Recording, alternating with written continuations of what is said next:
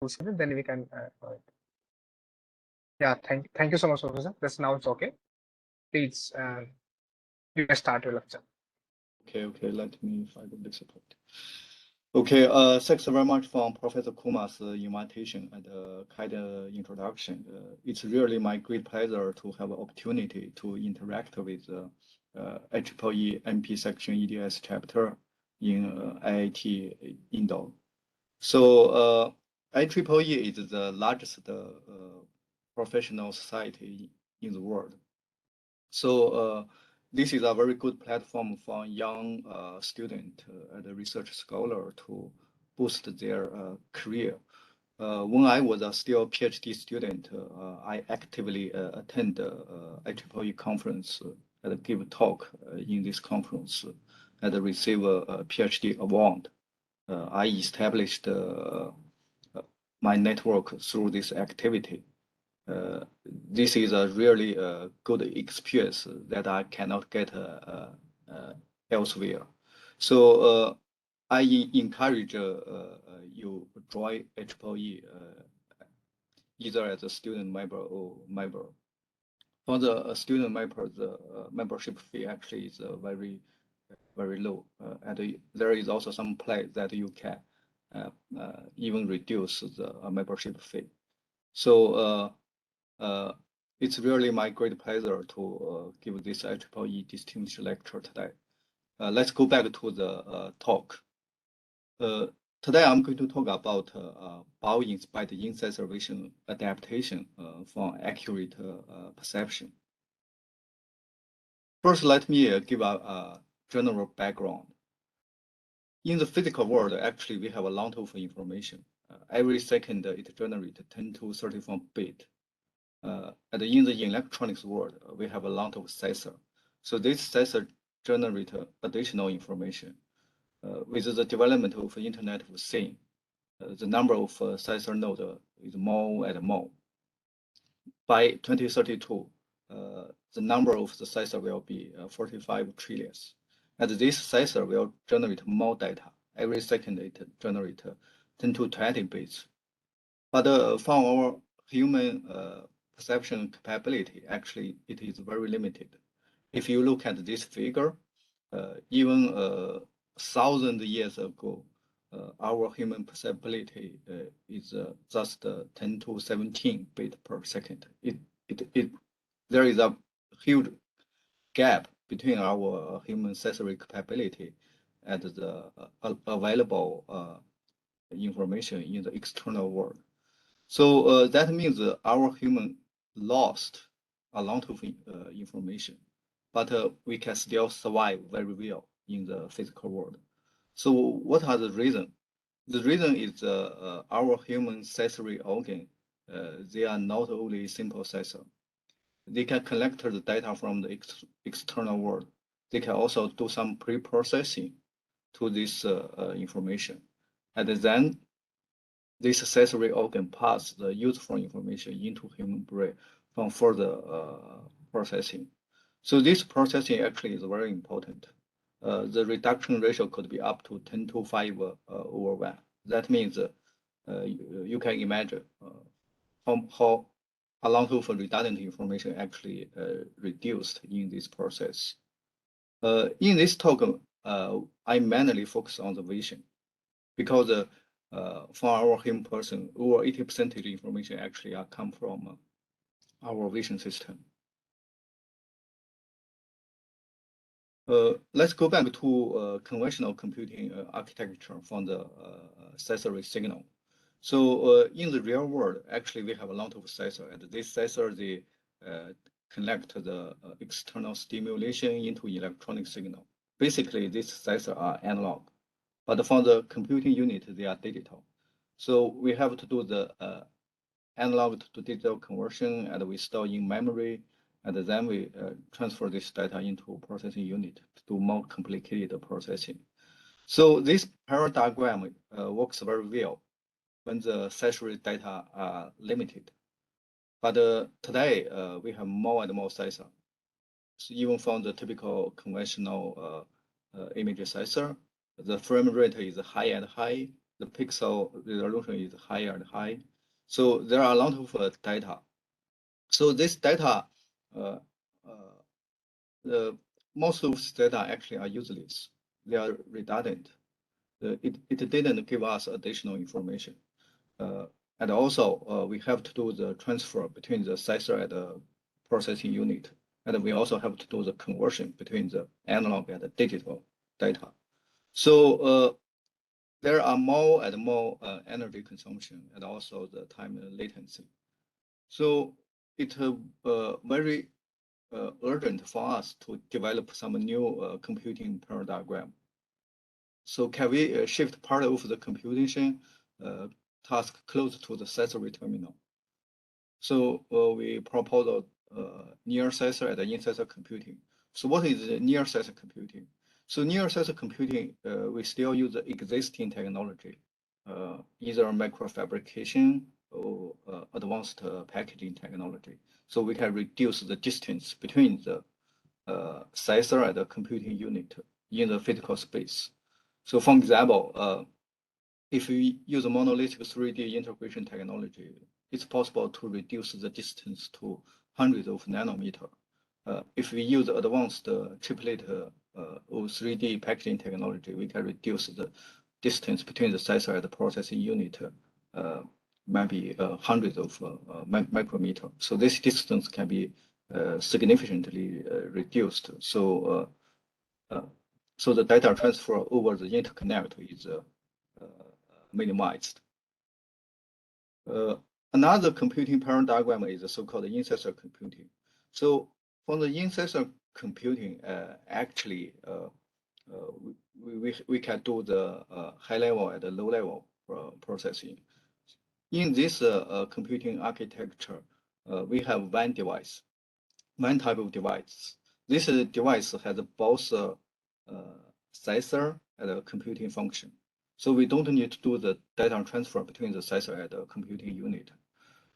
In this way, we totally eliminated the data transfer, so significantly improve the energy efficiency.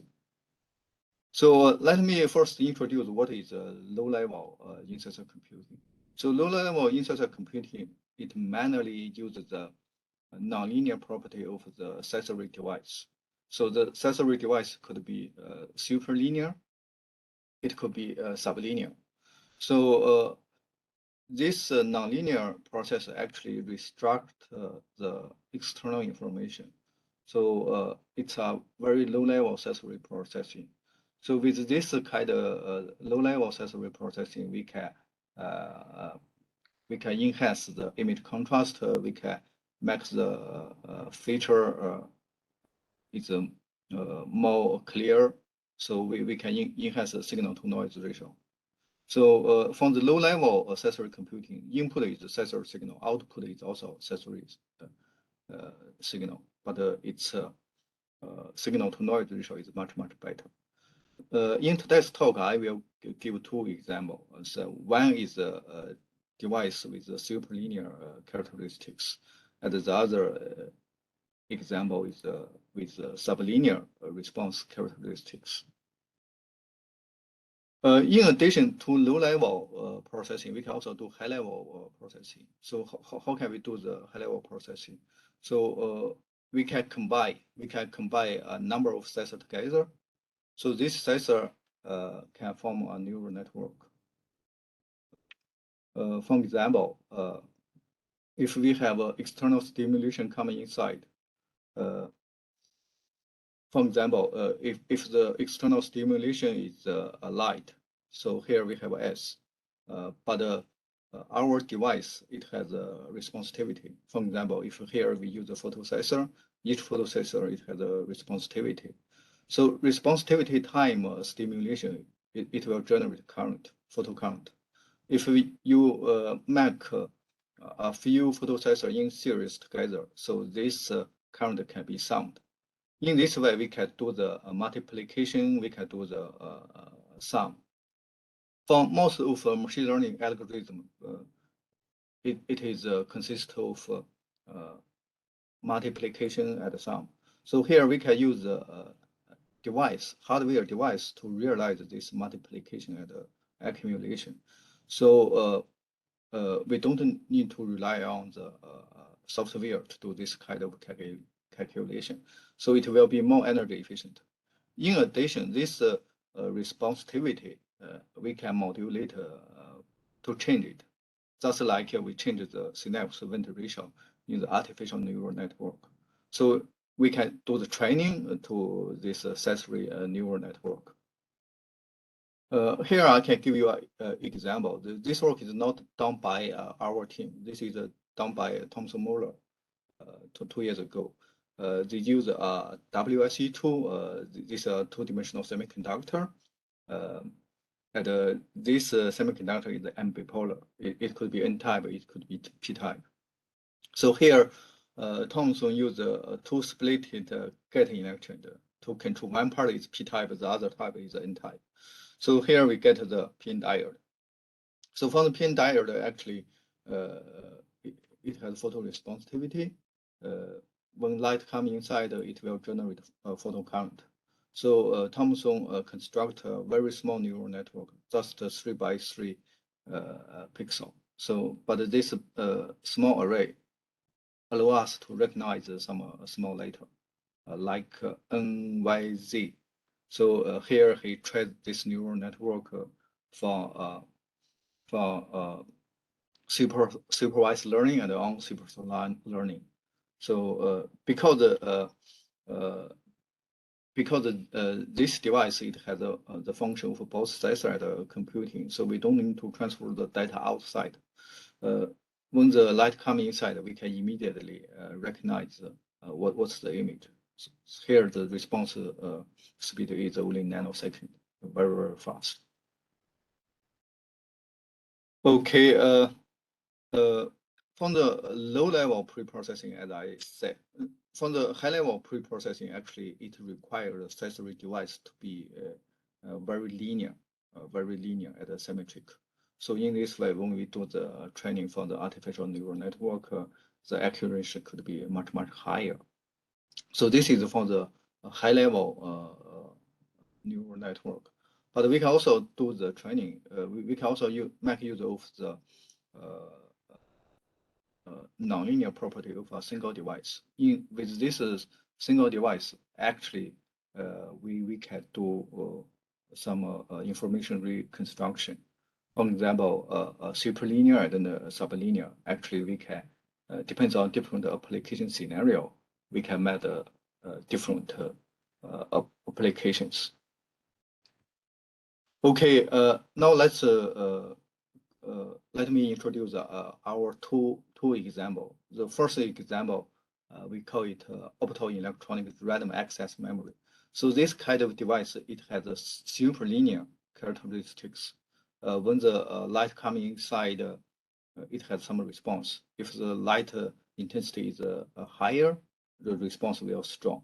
If the light intensity is relatively smaller, the response will be much, much smaller. So if you look at the response characteristics, it display like superlinear. So for most of the photosensor, it has no memory property. So when light comes inside, it has a photo current. When light is removed, the photo current drops immediately. It has no memory characteristics. But in this ORRAM device, even we remove the light, we can still record the information over a period. That is we call ORRAM. So this device merges the function of the both memory and photosensor. How can we realize this device structure? The device structure actually is very, very simple. Just like a capacitor, it has 3 layers. The bottom layer is a palladium. The top layer is ITO. It is transparent.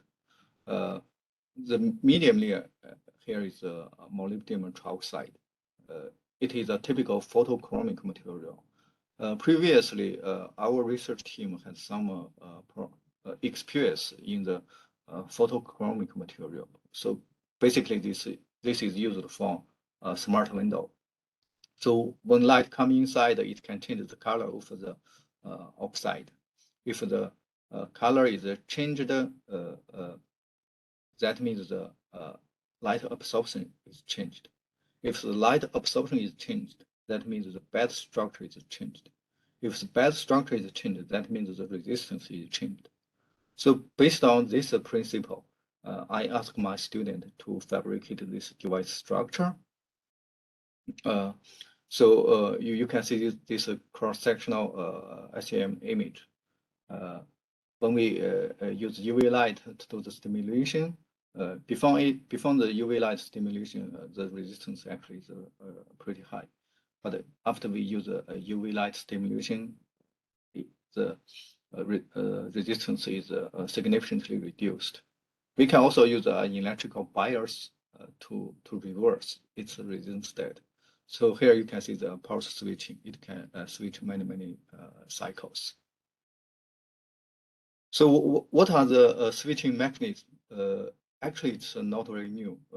When people study smart window application, they already clearly know the mechanism.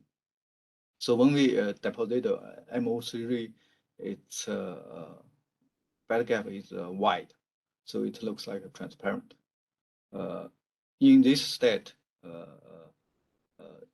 band gap is more close to the insulator. And the valence state of MO ion is 6. But after the UV light stimulation, you can see the color is changed to light blue. If the light intensity is stronger, it could become dark blue. So when we do the XPS characterization, we can see part of the molybdenum ion actually changed from 6 to 5 valence state. We don't need to change all of the molybdenum ion from 6 to 5. We only need to change part of them.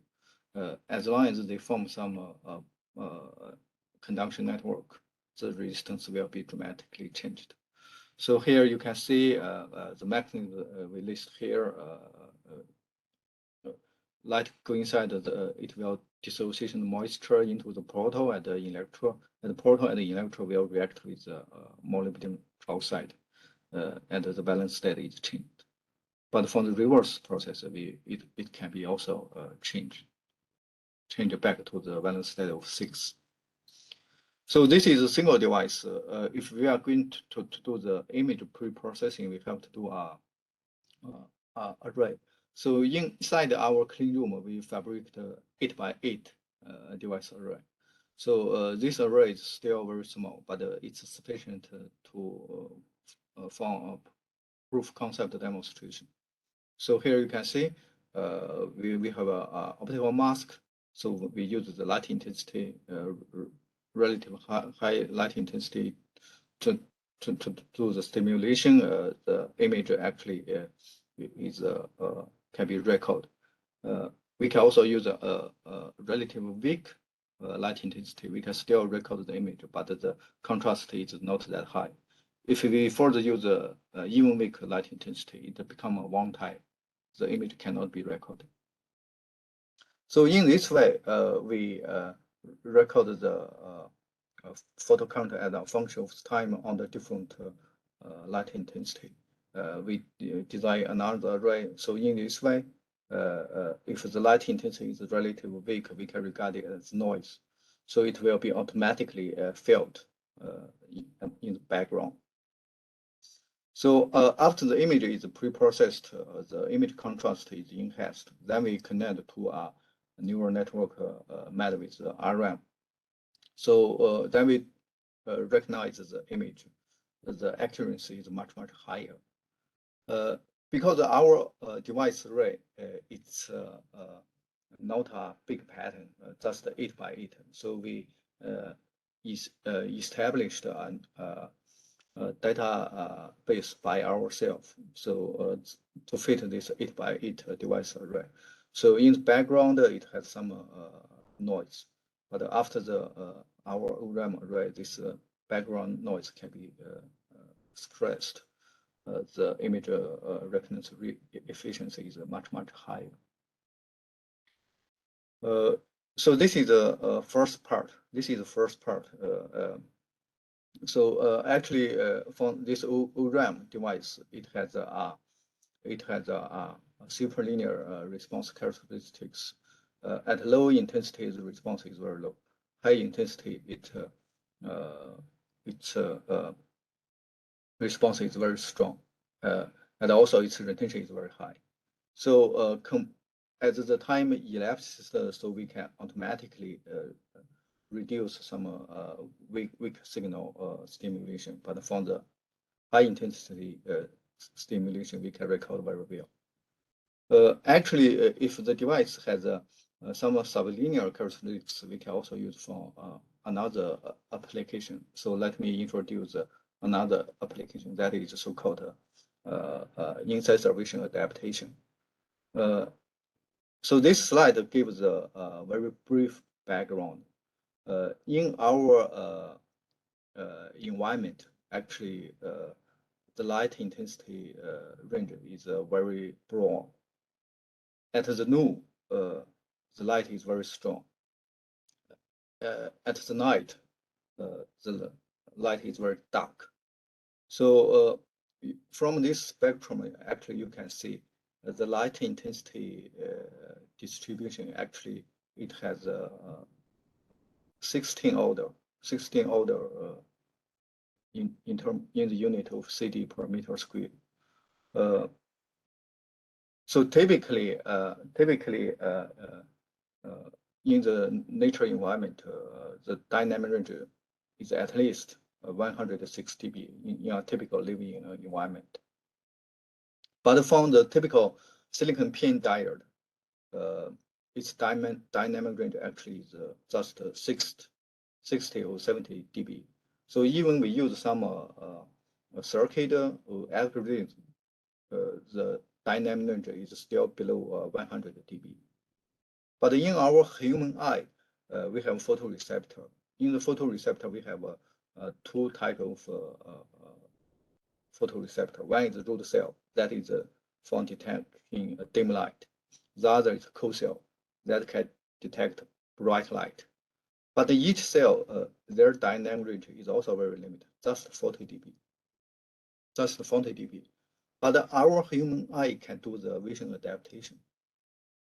So for example, when you go inside the cinema, you are going to see a movie. So outside it's very bright, inside is very dark. When you go inside the cinema, at the very beginning, you cannot see anything because it's too dark. But after a few minutes, your eye can adapt to the environment. So gradually you can see the surrounding environment. So this is an adaptation process. With this adaptation process, actually, our human eye can detect wide range from sunlight to starlight, so at least with the dynamic range of 160 dB. So from the vision adaptation, actually, there is a fundamental law that is so-called Weber's law. So if you learn the electromagnetics, you must know Weber. Weber is the unit of the magnetic field. Weber also is the first scientist who identifies the relationship between the external stimulation and the inside perception. So here he proposed Weber's law. So Weber's law describes the relationship between the perception and stimulation. So actually, this mathematical relationship is just like a log. Our human vision adaptation actually exactly follow this Weber's law. More detailedly, from the vision adaptation, it has two mechanisms. The first mechanism is the quick adaptation. So in human eye, we have a horizontal cell. Horizontal cell actually controls the switch over between the root cell and the cold cell through this negative feedback. So this adaptation is very quick. But if we need to do more delicate adaptation, there is another mechanism that is so-called the regeneration and bleaching of photopigment in the photoreceptor. So because we need to adapt to different lighting condition, the device has to have both excitive and inhibitive photoresponse. Actually, people can also use silicon CMOS technology to realize this kind of function. So, for example, people use the relatively complicated circuit. So here, if you use a comparator, you at least need over 20 transistors. If you use a power modulated vision algorithm, so you have to do the coding. It will take more time. So even with this technology, the dynamic range is below 100 dB. In our research work, we try to use some simple hardware device to realize this vision adaptation process. So here you can see we use a 3-terminal photo transistor. We choose to use a 2-dimensional semiconductor.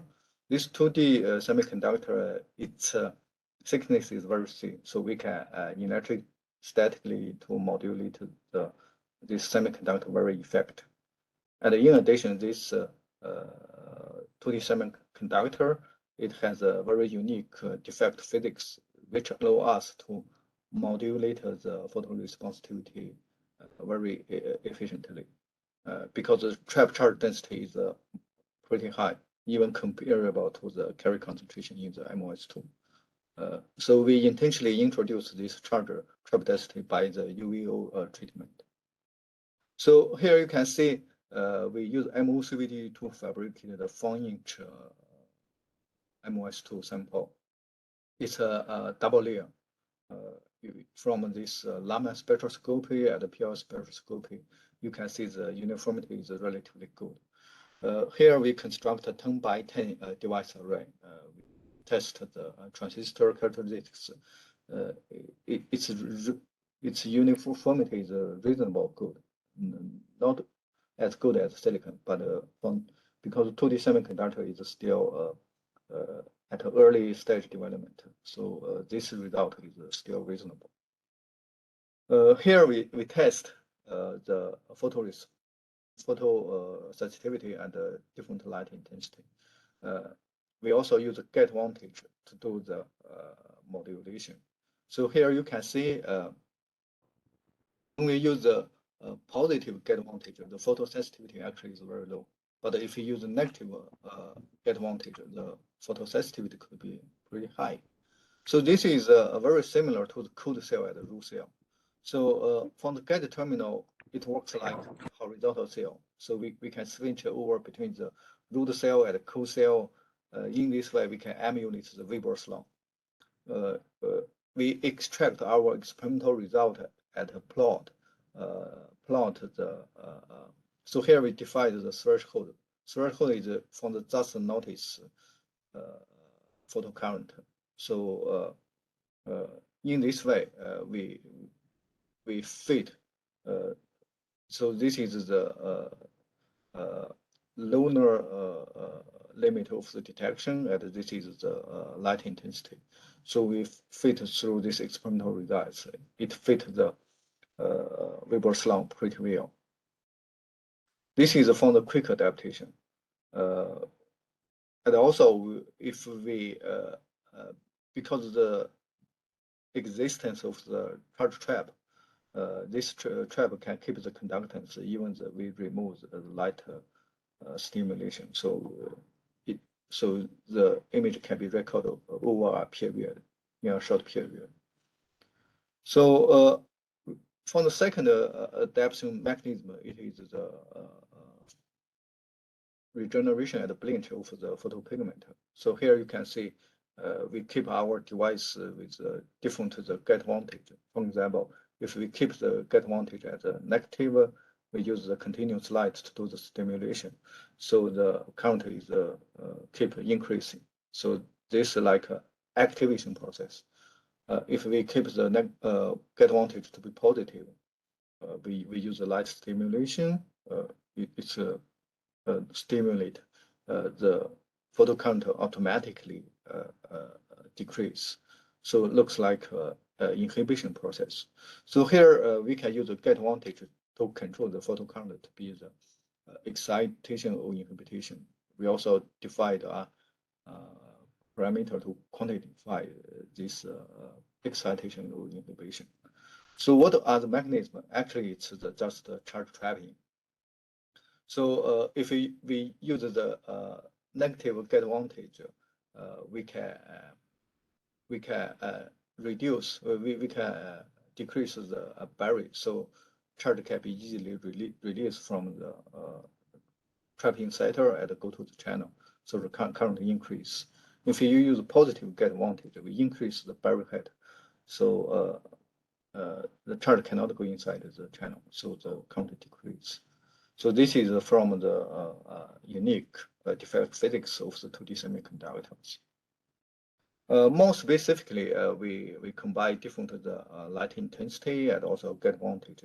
If you look at this result, if we use the negative get voltage, actually all of the photoresponse looks like the activation. But if we use the positive get voltage, all of the device display like the inhibition. So it's very difficult to realize the activation and inhibition characteristics in the same device. But here we use defect physics in 2D semiconductor. We can realize both activation and inhibition behavior. So here we use a 10 by 10 device to capture some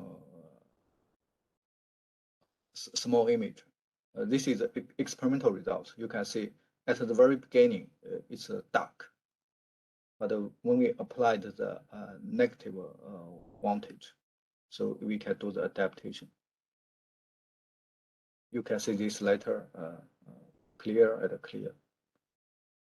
This is experimental results. Similarly, if the initial condition is bright, light intensity is very strong, we still cannot see anything. But we can apply positive get voltage.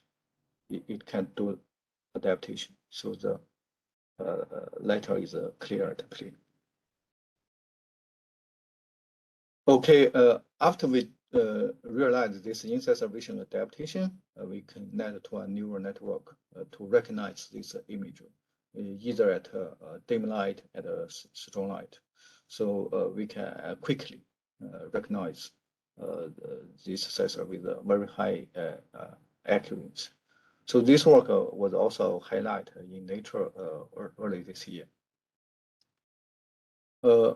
Just now, I show you two examples. One device, it has a superlinear characteristics. The other device has a sublinear characteristics. So we can realize the image contrast enhancement at vision adaptation. But their array size is very small, just 8 by 8 or 10 by 10. This is one of our recent work.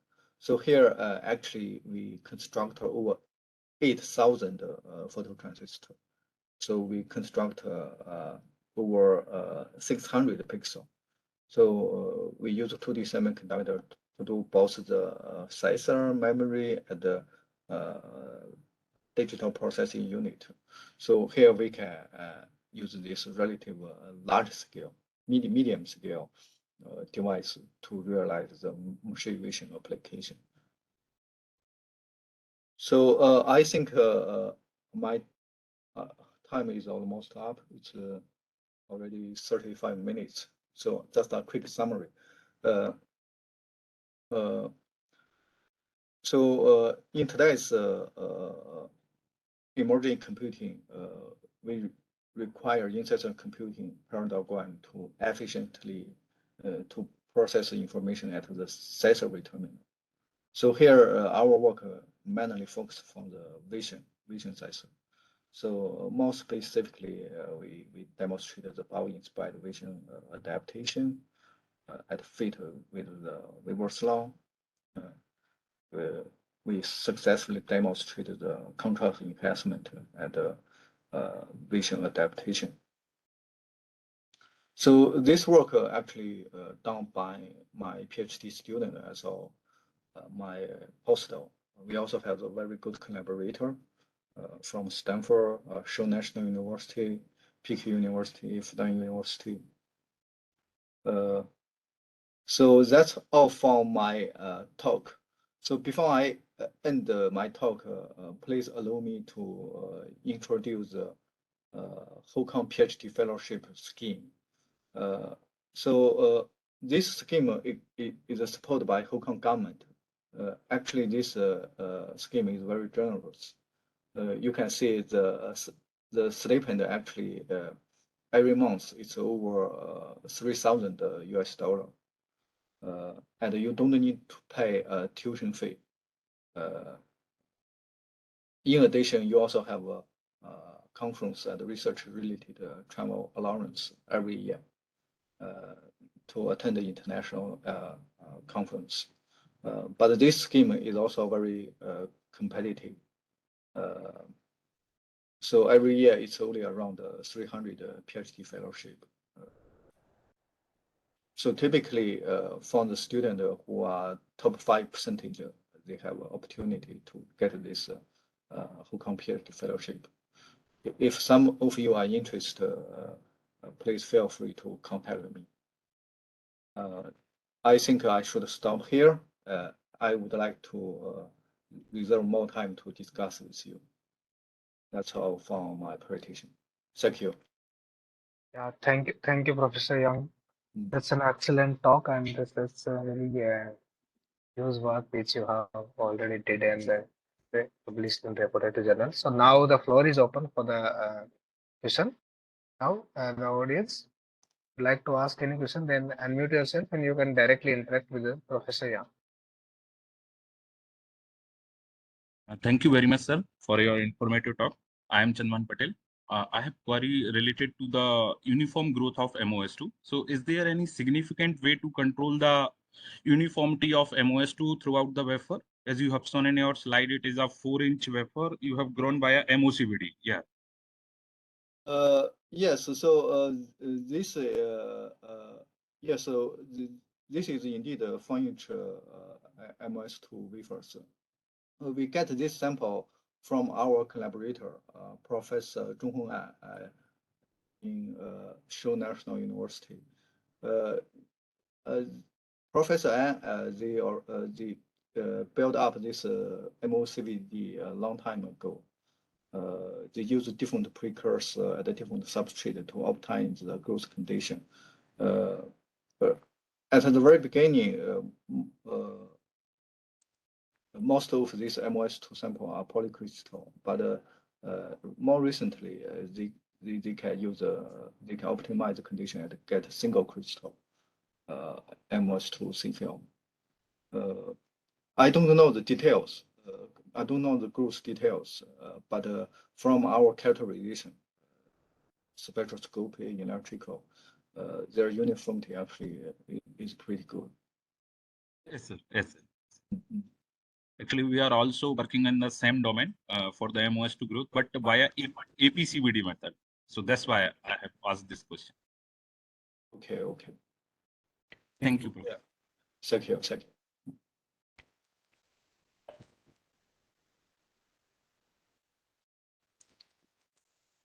Yeah, is there any question from the audience?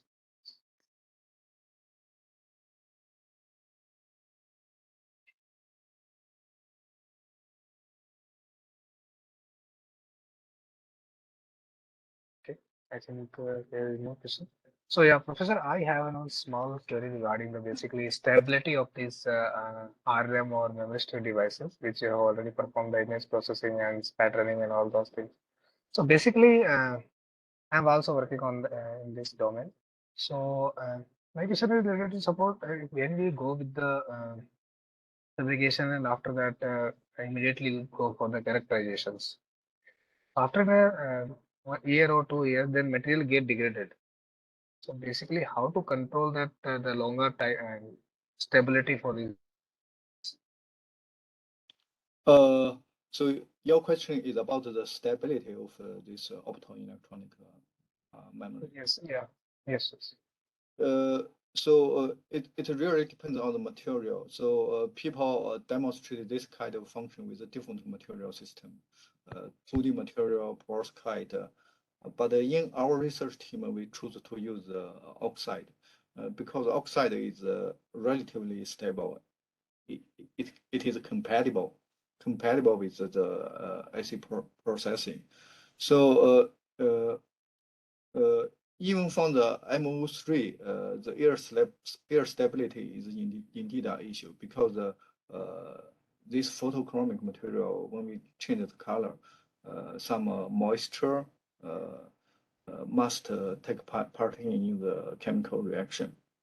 So how to enhance the stability? Actually, it's very critical, the film quality. So if we can control the film quality much better, reduce the oxygen number of the oxygen vacancy. So these are typical reaction setter. If we can improve the crystallinity with high quality, it's possible to enhance the stability. I'm not sure if I answer your question.